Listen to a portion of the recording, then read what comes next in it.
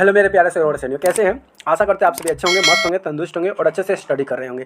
तो चलिए आज हम इस वीडियो में कराने वाले हैं हिंदी ग्रामर। क्या कराने वाले हैं? हिंदी ग्रामर का ये टॉपिक मेरा जो है ये व्याकरण का बात करें तो ये कारक का कराने वाले हैं। इस टॉपिक में कारक के कितने भेद होते हैं और जितने भी भेद होते हैं उन सभी के परिभाषा, डिफिनेशन के साथ साथ इस टाइप में जो क्वेश्चन कैसे पूछेंगे, कैसे ऑब्जेक्टिव क्वेश्चन तैयार होते हैं उसका मैं क्वेश्चन भी सॉल्व कराऊंगा। ठीक है, तो वीडियो पर बने रहे, वीडियो को लास्ट तक देखें और चैनल को सब्सक्राइब कर दें, वीडियो को लाइक कमेंट शेयर जरूर कर दें। तो चलिए यहाँ से हम पहले स्टार्ट करते हैं कारक किसे कहते हैं, कारक की परिभाषा से। ठीक है, तो यहाँ पे क्या हो रहा है, कारक किसे कहते हैं, कारक के भेद को परिभाषित करते था, विभिन्न विभक्तियों को चिन्ह के साथ भी बताएं। तो यहाँ पे सभी आपके पास यहाँ पे कराएंगे बहुत ही इजी और सरल भाषा में। तो वीडियो को बने रहें और लास्ट तक देखें।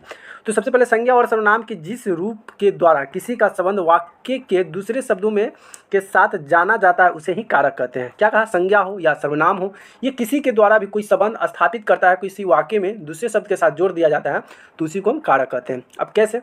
अब तो ये कारक हो गया। अब कारक के कितने भेद होते हैं? तो कारक के 8 भेद होते हैं। कितने भेद होते हैं? 8 भेद होते हैं। और इसकी विभक्तियाँ भी होती हैं। तो 8 भेद जानेंगे और इसकी विभक्ति जो होते हैं उसको भी पहचानेंगे, तब पता चल जाएगा कि कौन से कारक है। ठीक है, आपको आसानी होगा विभक्ति की सहायता से। सबसे कर्ता, कर्ता कारक यानी ने, कर्ता कारक में ने रहेगा, कर्म कारक में को रहेगा और करण कारक जब वाक्य होगा तो जिस वाक्य में से लग जाए पकड़ लीजिएगा कि वो करण कारक है। ठीक, संप्रदान कारक में क्या होगा? के लिए, को। अप्रदान कारक में होगा से, जुदाई के अर्थ यानी बिछड़ने के अर्थ में।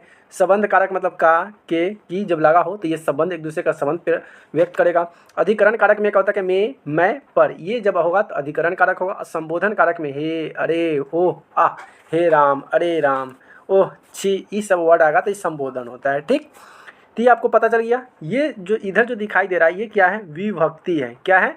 विभक्तियाँ हैं। ठीक, और ये जो है कारक के प्रकार है। 8 प्रकार होते हैं, आप सब यहाँ पे देख लीजिए। अब 8 प्रकार का सभी का डिफिनेशन भी हम इजी से समझ लेते हैं और एग्जाम्पल की सहायता से। पहला है कर्ता कारक। कर्ता कारक में क्या बोलता है? ने। जिस संज्ञा के द्वारा किसी संपादित होता है, संपादित हो उसे कर्ता कारक कहते हैं। जैसे कि लड़का पढ़ता है तो कर्ता यानी कि काम करने की बोध हो रहा है, यानी कि लड़का पढ़ रहा है तो एक तरह का करता है, कर रहा है। ठीक, उसका आता है कर्म कारक। जिस संज्ञा या सर्वनाम पर क्रिया के व्यापक फल पड़ता है उसे हम कर्म कारक कहते हैं। जैसे कि वह सूर्य को देखता है, मोहन किताब को पढ़ता है, इससे सूर्य और किताब में कर्म की व्यवस्था हो रही है, यानी कि कर्म हो रहा है। जैसे कि सोहन तो काम कर रहा है लेकिन इसमें कर्म क्या हो रहा है? पढ़ना, किताब पढ़ना कर्म है। उसी तरह से सूर्य को देखना, देखना क्या है? कर्म है, काम है। तो यहाँ से ये कर्म कारक हो गया। ठीक, तीसरा क्या है? करण कारक। करण कारक क्या कहता है? क्रिया के साधन को बताने वाले शब्द करण कारक कहलाते हैं। क्या? क्रिया के साधन को बताना। जैसे कि मैं कलम से लिख रहा हूँ तो क्रिया के साधन को बता रहा है, तो लिखना, कलम से लिखना एक साधन हो गया। रमेश कान से सुनता है तो सुन रहा है किसी से? कान से। तो इस तरह का एक कारण बता रहा है, यानी कि क्रिया के साधन को जब बताए तो करण कारक कहलाते हैं। समझ आ गया? उसके बाद करते हैं संप्रदान कारक। संप्रदान कारक क्या होता है?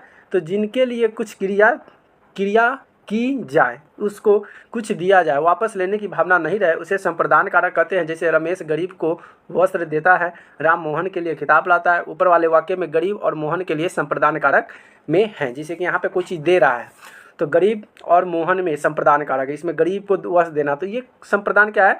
जिसके लिए कुछ दिया जाए, मतलब वापस लेने की भावना से नहीं। अब गरीब को हम वस्त्र दे देते तो मांगते तो नहीं है ना, तो इस तरह का जब वर्ड आता है ना सेंटेंस में तो वह संप्रदान कारक कहलाता है। ठीक, उसके बाद क्वेश्चन नंबर देखते हैं 5।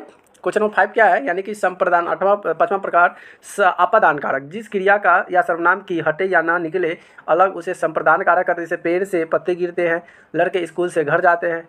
इस वाक्य में पेड़ से अलग और स्कूल से अप्रदान कारक है। जैसे कि पेड़ से पत्ता गिर रहा है तो पेड़ से, वाक्य में क्या है? पेड़ से, यानी कि पत्ता अलग हो रहा है तो यहाँ पे अपादान है। बच्चे स्कूल से अलग हो रहा है, क्या हो रहा है? बच्चे स्कूल से अलग हो रहा है। और यहाँ पे पेड़ से अलग हो रहा है, क्या? पत्ता। तो ये जो क्या कहलाएगा? जब संज्ञा सर्वनाम किसी क्रिया के हटे या निकले यानी वहाँ से अलग अलग हो जाए तो अपादान कारक कहलाता है। ठीक, अब बात करते हैं संबंध कारक का। तो संबंध कारक क्या कहता है? तो संबंध से पता चल जाता है कि एक दूसरे से रिलेशन रखना। संबंध कारक वही होता है जहाँ कोई नाता या संबंध हो, एक दूसरे से नाता, कोई मेरा चाचा है, कोई मेरा भतीजा है, कोई मेरा भाई, एक तरह यहाँ पे नाता जुड़ता है तो ये संबंध कहलाता है। जैसे मोहन का भाई, सीता का खेत, यहाँ मोहन और सीता संबंध है। यहाँ पे क्या है? सीता का खेत है, अब मोहन वहाँ का भाई है, तो दोनों के बीच संबंध प्रकट हो रहा है। तो ये भाई और खेत में क्या है, संबंध प्रकट कर रहा है। उसके बाद हम बात करते हैं अधिकरण कारक क्या होता है। क्रिया के आधार पर उसे अधिकरण कारक कहते हैं। जैसे कि वो चटाई पर बैठा है, दूध में मक्खन है। अब ऊपर वाले वाक्य में चटाई और दूध में अधिकरण है। जो क्रियापद आए थे, दूध क्या है, दूध में मक्खन है, और चटाई पर क्या है, चटाई पर। तो अभी आप विभक्ति जब पढ़े तो विभक्ति में क्या बोला था कि पर में, ठीक है, पर में इस तरह का जब वर्ड आ जाए तो अधिकरण। तो देखिए चटाई पर, दूध में, और संबंध में क्या बोला था, का, को, की। तो यहाँ देख लीजिए, मोहन का खेत सीता का, ठीक। तो इस विभक्ति जब आप पढ़ लीजिए ना, विभक्ति याद रहेगा तो ये आसानी से कोई भी वर्ड अगर लिखा हुआ रहेगा तो आप पहचान लीजिएगा कि संबंध कारक है, कि अधिकरण कारक है, कि संबोधन कारक है, ठीक। और इसका 8वां भाग, लास्ट भाग है संबोधन कारक। संबोधन कारक कारक क्या होता है, तो संबोधन का अर्थ है पुकारना। क्या करना है, पुकारना या चेतना होता है। संज्ञा के जिस रूप से पुकारना या संबोधित करना सूचित हो उसे संबोधन कहते हैं। जैसे हे भगवान मेरी रक्षा करे, जय श्री राम, हे राम, फिर कहता है छी, ओ छी, आहा, हाय, ओए, इस तरह का आता है। तो संबोधन होता है, अच्छे और बुरे का भी संबोधन होता है। तो इस तरह का जब वार्डे आएगा, यानी कि वाक्य आता है, तो उसको हम पहचान जाएंगे कि ये क्या है, संबोधन कारक है। तो ये कारक के 8 भेद, 8 डिफिनेशन, 8 एग्जाम्पल की सहायता से, ठीक। और इसके एग्जाम्पल उदाहरण की सहायता से मैंने आपको बता दिया। अब बता तो दिए, पढ़ तो लिए, अब हम क्या करेंगे, क्वेश्चन कैसे बनाएंगे।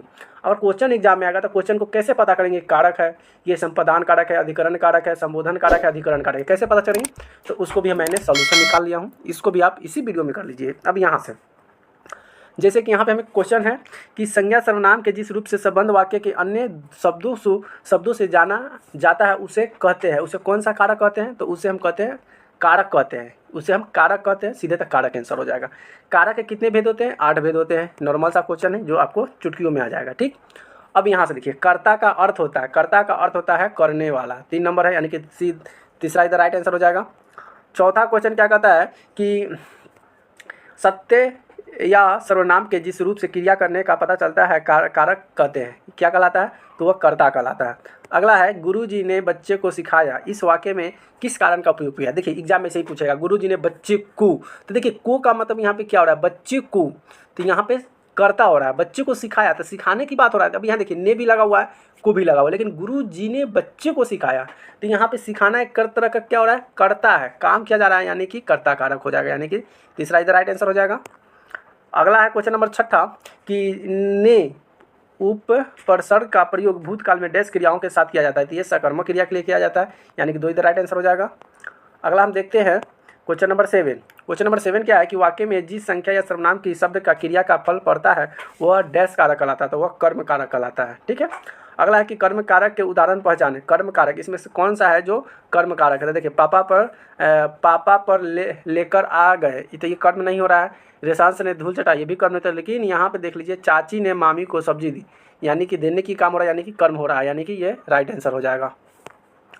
क्वेश्चन नंबर 9 देखिए क्या कहता है। क्वेश्चन नंबर 9 कि कर्ता जिस साधन या माध्यम से कार्य करता है उस साधन के माध्यम से डैश कारक है, तो ये करण कारक है, 2 इधर राइट आंसर हो जाएगा। अगला है कि के द्वारा इन शब्दों में प्रयोग किस कारक में किया जाता है, के द्वारा, तो ये करण कारक में किया जाता है, किसमें, करण कारक में, सीधा राइट आंसर हो जाएगा।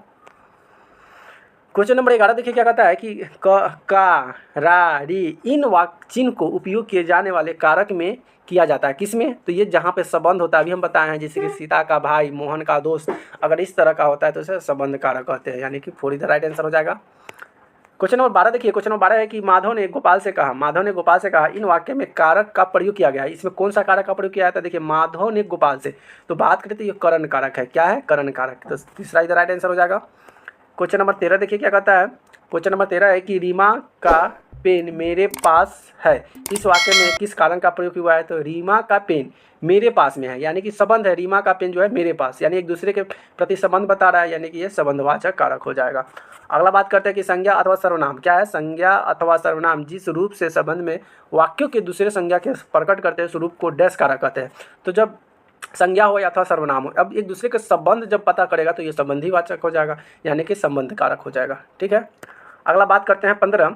क्वेश्चन नंबर 15 क्या कर रहा है कि जिस संज्ञा शब्द से प्रयोग संबंध के रूप में बुला लिया पुकारने के लिए किया जाता है डैश कारक कहलाता है, तो ये कहलाता है संबोधन कारक। संबोधन कारक जिसे बुलाने या पुकारने के लिए प्रयोग होता है तो ये संबोधन कारक होता है, चौथा राइट आंसर हो जाएगा। और कर्म कारक में डैश का फल कम पड़ता है, तो क्रिया का कम फल पड़ता है, यानी कि दूसरा इधर राइट आंसर हो जाएगा। क्वेश्चन नंबर 7 देख लेते हैं। क्वेश्चन नंबर 7 क्या कर रहा है कि करण कारक साधन होता है जिसके द्वारा डैश संपन्न होता है, तो जिसके द्वारा क्या संपन्न होता है, कार्य संपन्न होता है। तो एक ही राइट आंसर हो जाएगा। समीरा समीर को खीर दे कर आई। अब समीर क्या हो रहा है कि देकर आए, उस वाक्य में विभक्ति चिन्ह किस कारक का है, तो देखिए को, तो विभक्ति चिन्ह क्या है, कर्म का दर्शाता है। तो ये विभक्ति चिन्ह वाक्य में सही से पढ़िए, समीरा समीर को खीर देकर आई। तो यहाँ पे खीर देने गई और देने देकर आई, तो इसमें कर्म हो रहा है यानी कि काम हो रहा है, यानी कि कर्म हुआ कारक हो जाएगा, यानी तीसरा राइट आंसर हो जाएगा। क्वेश्चन नंबर 9 देख लेते हैं, सॉरी क्वेश्चन नंबर 19 कि राम सीता के लिए फूल लेकर आया। उस वाक्य में रेखांकित विभक्ति चिन्ह किसके कारक है, तो इसके बात करें तो ये संप्रदान कारक है। क्या हो जाएगा, संप्रदान कारक। अगला हम बात करते हैं 20 और लास्ट क्वेश्चन कि रिया की दादी भजनी आती है, भजनी नहीं सॉरी भजन आती है, इस वाक्य में रेखांकित चिन्ह का किस कारक है, तो की जो है रिया की दादी। तो देखिए रिया और दादी के बीच संबंध प्रकट हो रहा है, तो ये हो जाएगा संबंध। कहाँ पे है, ये रहा संबंध कारक, यानी कि चौथा इधर राइट आंसर होगा। तो सबसे देखिए इस तो आपको सबसे पहले तो विभक्ति याद कर लीजिए। जहाँ आपको विभक्ति याद हो गया, विभक्ति समझ में आ गया, तो कोई भी कारक को आसानी से बना सकते हैं। तो आपको पता चल गया कि आप क्वेश्चन भी सॉल्व कर लिए और उसे रिलेटेड कैसे क्वेश्चन पूछे जाते हैं वो भी आपने सॉल्व कर लिया। ठीक, तो ये रहा आपके आज के लिए कारक का ठीक टॉपिक। और वीडियो देखने के लिए बहुत बहुत धन्यवाद। Thank you so much, love you. Channel पे नहीं तो चैनल को सब्सक्राइब कर लीजिए। फिर मिलते हैं अगले नेक्स्ट वीडियो में, तब तक के लिए bye bye, love you so much.